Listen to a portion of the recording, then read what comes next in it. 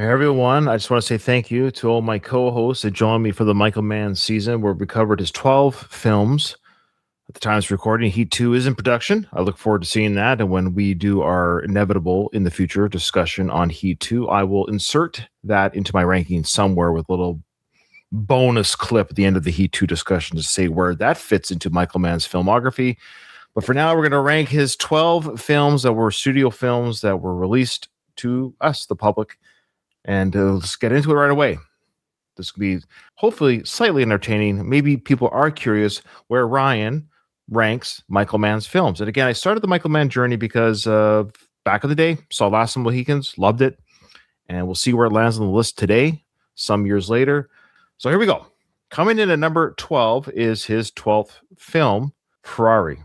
Yeah, it's a little bit sad, but Ferrari looked good. I'm not a car guy, and I want to thank Husey for coming on with me for this journey. He was a lot of fun to podcast with. He made doing the podcast fun. Unfortunately, I wish the movie was as much fun as it was doing the review of Ferrari. Again, I'm not going to go into huge like what each film is about. Either you already know or you already listened to each of our episodes. So go back if you haven't and hear what we had to say about each film. This is just a quick just saying, hey, this is where it lands. And I'm going to give you very brief, like with the reason why. So I'm not a car guy. Cars don't excite me. Racing doesn't excite me. I do like biopics. I do like figuring out or hearing how things went down. So when you're doing a car film, I wish it just dug more into the family drama. It was there, but it wasn't enough. Michael Mann loves cars, and this was a car film, and he wanted car nerds to enjoy right down to the 3D printed engines that he did. So Michael Mann's love letter to Ferrari and to cars and racing, but it was kind of boring. It was a hard one to get through. And you know what's almost as boring as car racing? Computers. That's right, coming in at number 11. And I hosted this by myself. My co-host at the time was unable to make it, and we had to get the episodes out. So I did Black Hat by myself, starring, of course, the handsome, lovely Chris Hemsworth. But even his good looks and charm could not save us from not a great film. The one good thing about this film was that shootout. Michael Mann loves his shootouts, and there was a pretty decent shootout in this film. But viruses, breaking down computers, and hackers, and codes, and got to get there before this gets there, and I'm not excited by computer coding. I understand Michael Mann wanted to make this authentic. All the hacking and computer skills that were used were all authentic. That's the thing about Michael Mann. He loves his authenticity. I admire that about him. He did it with Ferrari, with the cars. He did it with computers, with the Black Hat and the coding. But even Chris Hemsworth and his golden locks could not save this film from mediocrity. Don't think I could ever watch this again. I don't think I ever will. I'm glad I got to see it for the podcast journey. Now, it's a tick in the box. I've seen it, but I can see why I never got interested when I saw the trailer back in the day. It wasn't enough to interest me. Again, the shootout in the tunnel and outside the tunnel, that was pretty cool. That was fun. Not the best film in the world. All right, another biopic coming in number 10. And this one is a little bit lower than even I thought it might be. When I was doing the ranking system, I was like, what's going to be my number 10? Or where's Ali going to fall? And I couldn't believe Ali fell this low. There's a few reasons why. I like a good biopic, like I was saying with Ferrari, and cars kind of bore me. Boxing doesn't bore me. I felt at the end of the day, Will Smith was sort of a miscast. I just felt like it was Will Smith, almost like a Saturday Night Live type impersonation of Ali. They should have gotten an unknown actor to play Ali. Some up-and-coming, struggling young black actor. You probably would have saved on cost, right? Not paying Will Smith his fee. Keep Will Smith out of my Ali movie. And also Will Smith's stars sort of fallen in recent years. The Chris Rock slap. And now there's like sexual allegation charges that have been laid out against him from some saxophone player on, and his family's weird. His kids are weird. There's something going on in that family. I don't know what it is. I don't want to say anything. I don't want Will Smith to smack me. But I feel like in some ways this movie was a try hard. I felt like Will Smith was trying hard to be Ali. I know he looked the part. I know he boxed well. The boxing scenes were really cool in this film. I just kept seeing Will Smith doing the Ali type behavior as he saw it. I don't know. It fell a little flat for me. It felt a little bit Oscar baity to me. And I don't like it when you kind of know the actor's going for the Oscar. Does that make sense? You kind of get the sense with the acting that, I'm going to get the Oscar for this. Never go full Ali. Okay. Number 9. Oh, I should also mention that before I get to number 9, I should mention that I did this one by myself as well. The co-hosts that I invited to come onto this podcast, they dropped out on me too. But that was it. The rest of the movies, I believe I had a co-host with. So thanks to me for reviewing this film, and thanks to you guys for watching my review. Coming in at number 9, The Keep. I want to thank Doug from Good Times, Great Movies coming on for me. Doug's a great guy, great podcaster. He's the real deal. He knows how to review a film. I don't even know if I know how to review films. I do it all the time. I always feel like I'm subpar at it. I like The Keep. It was a fun watch, a unique Michael Mann film. It was the most un-Michael Mann film of all his filmography. If you were to show this film to, I don't know how to say this. Like, let's say you had 5 directors and you showed the films of all the Steven Spielberg films, all the Michael Mann films, all the like Christopher Nolan films, whatever you could think of, and then show them this film and nobody knew who did the film. You say, who directed this film from 20 directors?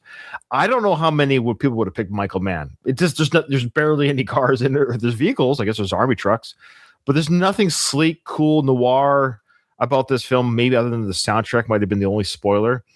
But it was it was fun. It was hokey, silly 80s fun. I enjoyed it. But objectively, it's not a great film. It has a great cult following today. For his second film, it was an interesting experiment. I think he was just tapping into the 80s Indiana Jones, Romancing the Stone type adventures that were common back then. Number 8, I want to thank Kevin from 6 Degrees of Schwarzenegger coming in and doing this film with me. So number 8 on the list is Miami Vice. This is a film that should have been better. It wasn't bad.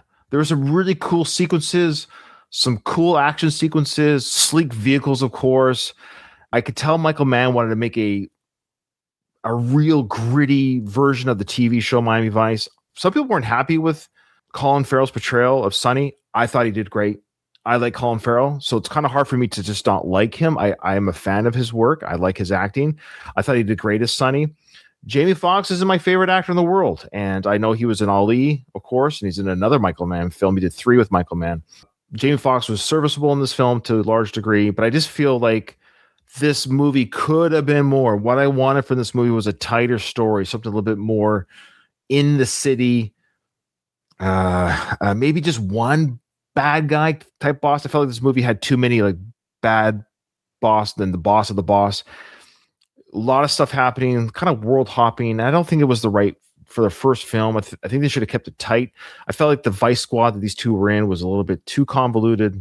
I was a little bit confused. When are they undercover? When are they not undercover? I wish I just saw more of them like say, okay, we're going undercover now. We're changing our names. And that would have been more fun. I just felt like, oh, we're undercover now. Anyways, it could have been better. Wasn't bad. That's why it's number 8. Number 7. Michael Mann's first feature film. I want to thank Kaylee from Once Over with Kaylee. Check out her great movie reviews. She's another great movie review podcaster. This was a great start to the Michael Mann journey. This was a fantastic film. James Caan was amazing in this film. A revelation to me to see him in this younger role of himself. Seeing James Belushi, a younger version of him. Oh, of course, they're all younger. This was like 81 or something like that. But it was just cool to see this old noir, real life thief type techniques, flashy, gritty. You could sense, what was coming to Michael Mann's career for his style, that's why The Keep was such an odd, was the follow up to this movie was such an odd tape because it had nothing to do with the same style. Yeah, great film. If you haven't seen Thief, you're missing a great, great film. It just has some cool sequences. Acting by James Caan is out of this world. It has style. It has substance. Yeah, check out Thief. It's fantastic. You will not be disappointed. And this because it falls near the middle of my ranking here. It's just the quality of Michael Mann films, in my opinion. Now we're kind of getting to the really good films. See, the first few that were sort of duds that we talked about, this is sort of like kind of like the least best of his best. This is a great film. It just doesn't rank higher for the other films for me. And I know it probably does for other people, but I have my reasons. I have my own personal reasons. Let me know in the comments where you think I didn't rank it right. No, I don't say, look, it's my ranking. You get what I'm saying. But tell me where you would have ranked certain films if you think I'm totally off my mark. If it's like more than one spot, you get what I'm saying. I'd be curious. And I hope you can agree why number 6 is number 6. I want to thank the great Christian Blatt from the Blackcast who joined me for number 6. This is officially the prequel to Silence of the Lambs. And the reason why I saw this film was because I was such a Silence of the Lambs film nerd when it came out. In fact, I saw Silence of the Lambs before I saw The Last of the Mohicans, which got me on the Michael Mann train. So here I am watching Manhunter before I even knew who Michael Mann was, but I watched Manhunter because of my love of Silence of the Lambs and the character Hannibal Lecter. So even though it was played by Brian Cox in this film, I thought Brian Cox did a great job as Hannibal Lecter because the character is just so cool. It's just like the Joker. You can have other people playing or have their own spin on the character. I thought William Peterson was fantastic in this film as well. The look of this film was cool. It was the 80s with great designs and sets, and the mood was cool, clean. Everything was crisp and clean and creepy. This was that early 80s creepy. I think this film was ahead of its time. This like Silence of the Lambs, Jonathan Demme, who directed the Silence of the Lambs, definitely borrowed from this film. He looked at this film and said, how can I recreate and enhance? Because this was, I guess, 5 years previous to Silence of the Lambs. They're definitely cousins to each other. This is a proper prequel, or I guess you could say Silence of the Lambs is a proper sequel to this film, both in the novelizations and for the story and everything. Great film. Like I said, all these films now are just fantastic. There's nothing here that's bad. I just have to rank them. There's some of them I feel very similar about, but for different reasons. But I love this film. I have a lot of love for it because it was a film I liked a long time ago. Maybe that's why it's a little bit better than Thief for me, because I enjoyed this film earlier and for longer than Thief. But this is just a fantastic, cool film. Go back and watch this, guys. It's a cool story. It's very faithful to the book. So what's number 5, you wonder? Well, a movie called Public Enemies. Yeah, I like mafia movies. I love freaking mafia movies a lot. Like, it's kind of like Westerns and mafia movies to me. Same idea. I love them equally for almost different reasons. I just love the mob. Speaking of which, I'm watching a TV show right now. Side note, you got to watch if you haven't yet, on Paramount Plus, called Mobland with Tom Hardy. Oh my gosh, it's so good. Anyways, Public Enemies, 2009, fantastic film. I want to thank Doug from the Rocky Minute podcast fame. Thank you, Doug, for doing this with me, a longtime podcast collaborator. We had a lot of fun with this film. Look, you've got Johnny Depp doing what Johnny Depp does best. This is no makeup Johnny Depp, no character. Like, you know what I mean? He's not wearing you get what I'm saying, maybe a little bit of eyeliner. But the point is, he's not wearing the crazy makeup. He's playing a biopic of John Dillinger.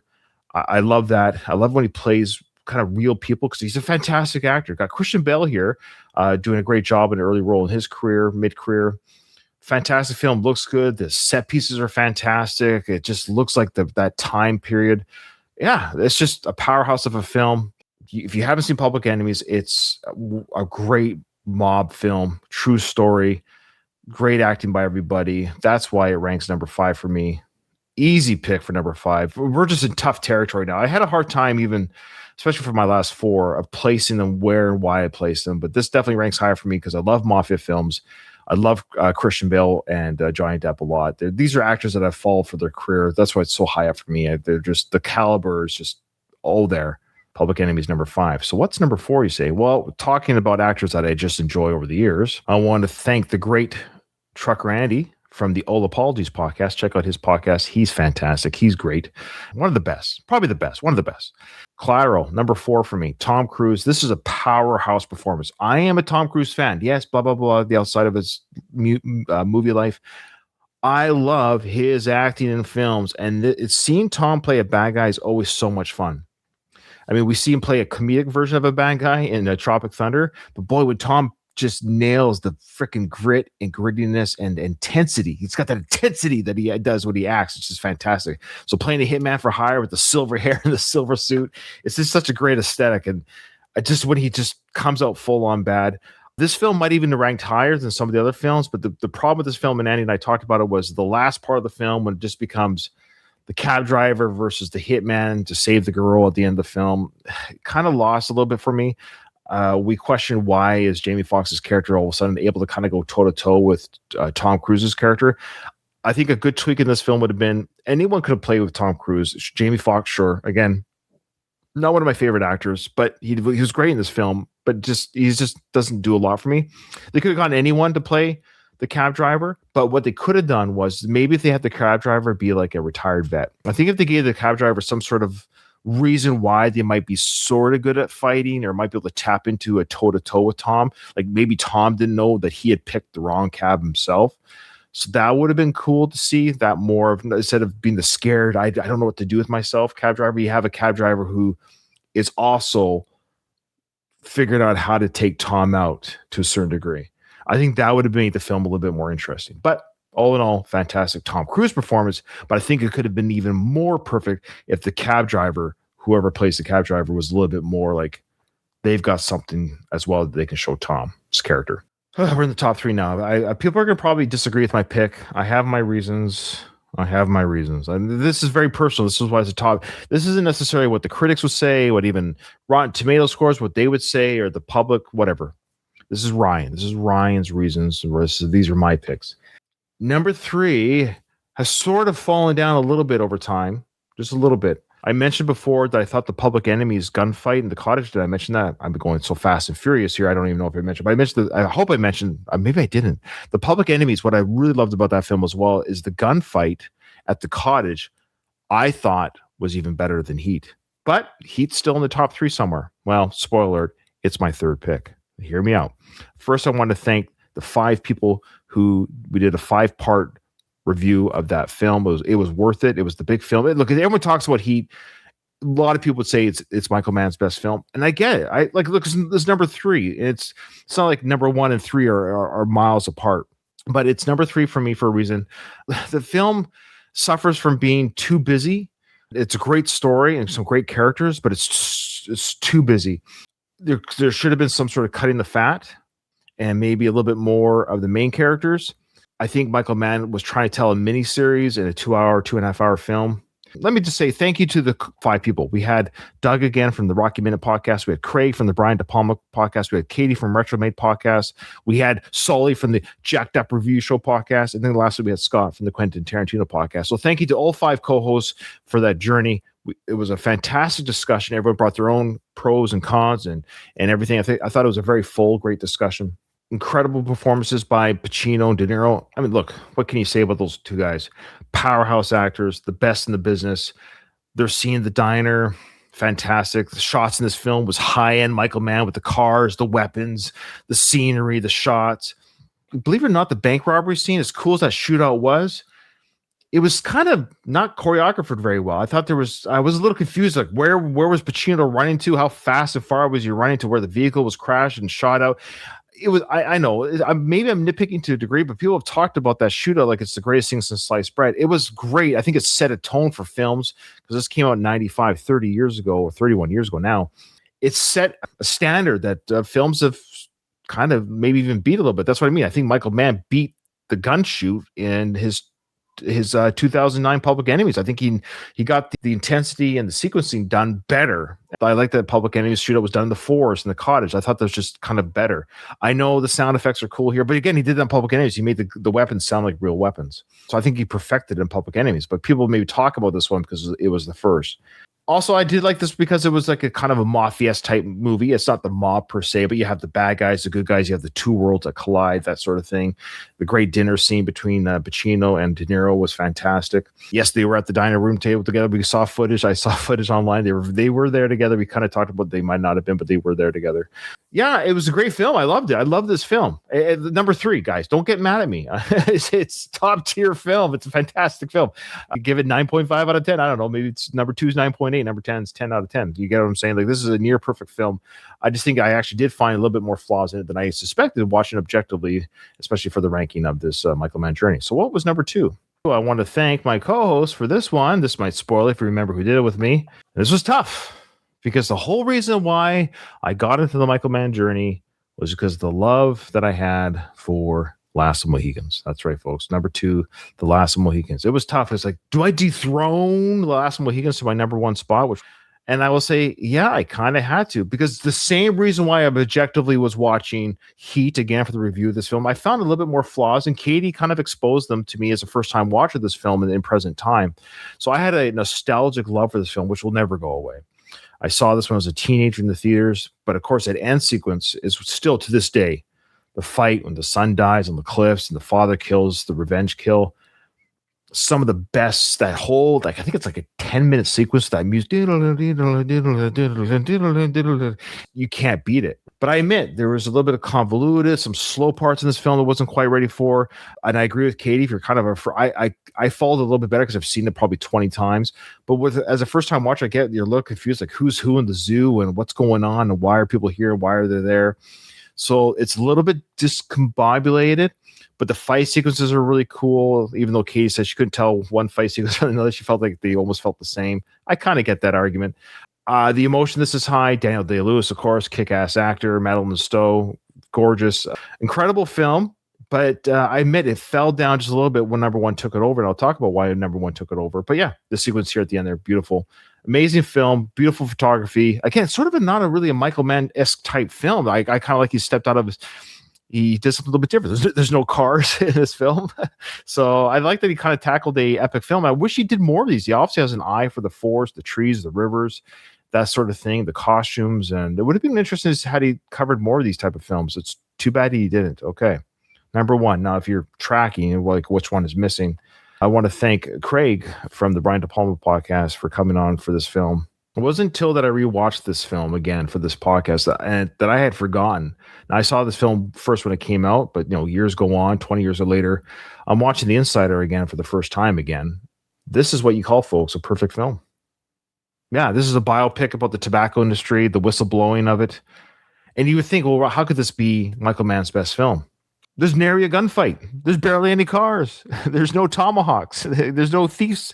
There's no crazy noir music or whatever. But we've got all the Michael Mann shots, the close-ups over the shoulder, like right there. But this film is tight. You're following the story. It's dialogue heavy. You know each character. Russell Crowe, incredible performance.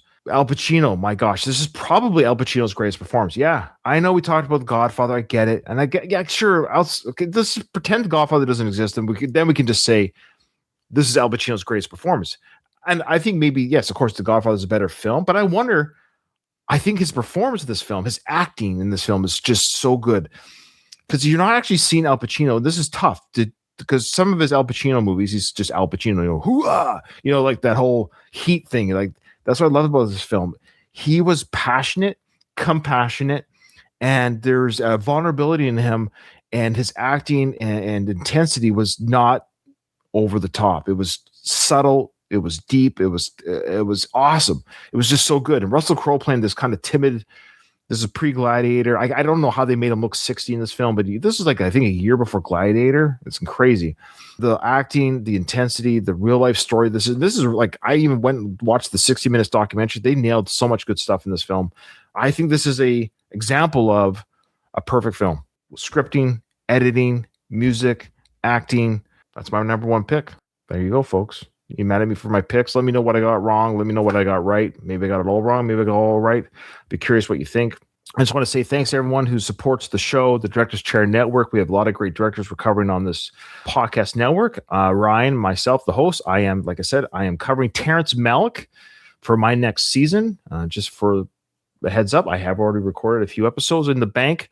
I apologize, Michael Mann. It took a little bit longer to do than I anticipated. I moved across the country, yada, yada, yada. Life is life, right? But this is a project that I'm going to keep doing. This is the Director's Chair Network is something that Ryan, myself, and other people that want to come on and do it, like Andy came on and did it. We've got a new one, the Sam Peckinpah films have joined the network. John Hughes is on the network. We've had Brian De Palma on the network, of course. Of course, the ones that I did, Ed Zwick. As well as Michael Mann. Yeah, I'm excited to continue the journey of directors and their films. This is a project that I'm going to continue for a long time. I think this is it. This is my last network. No more. I'll do this till I get even more gray hair. And I look forward to meeting more podcasting hosts and guests and friends. And yeah, I just enjoy doing this. And I hope you enjoyed watching me do it. Thanks, everyone.